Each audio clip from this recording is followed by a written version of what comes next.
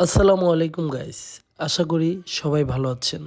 আল্লাহর অশেষ রহমতে আমি ভালো আছি। আপনাদের অবশ্যই মনে আছে ২১ তারিখের মাইলস্টোনের সেই দুর্ঘটনার কথা, যাতে ঝরে গিয়েছিল অনেকগুলো পরিবারের সুখ। আমরা কত তাড়াতাড়ি সবকিছু ভুলে যাই, তাই না?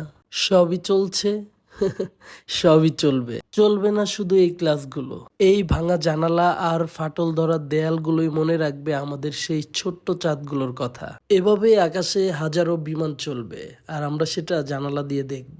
কখনো একা একা বসে ভাবলে এই বাচ্চাগুলোর কথা মনে পড়বে। হয়তো চোখের কোণে জমা হবে এক ফোঁটা পানি, তবুও মনের কোণে বাক্সবন্দী হয়ে থাকবে তাদের হাহাকার। আমি আমার ইমোশন ধরে রাখতে না পেরে গিয়েছিলাম তাদের কষ্টের একটু ভাগিদার হতে। কষ্টের ভাগ নিতে গিয়ে ব্যথিত হয়েছি অনেক বেশি। কেন জানেন? এই যে মানুষের ঢল দেখছেন, তাদের প্রত্যেকের মনে একই হাহাকার। কত কষ্ট পেয়ে বাচ্চাগুলো বিদায় নিয়েছে এত সুন্দর পৃথিবী থেকে। সবার একটাই কথা, এমনটা না হলেও পারতো। আমিও সেটাই ভাবি, কেন এমনটা হলো। যাই হোক, তবুও চলবে জীবন, চলতে তো হবেই।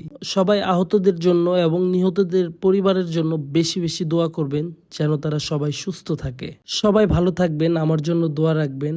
দেখা হবে ইনশাল্লাহ নেক্সট ভিডিওতে।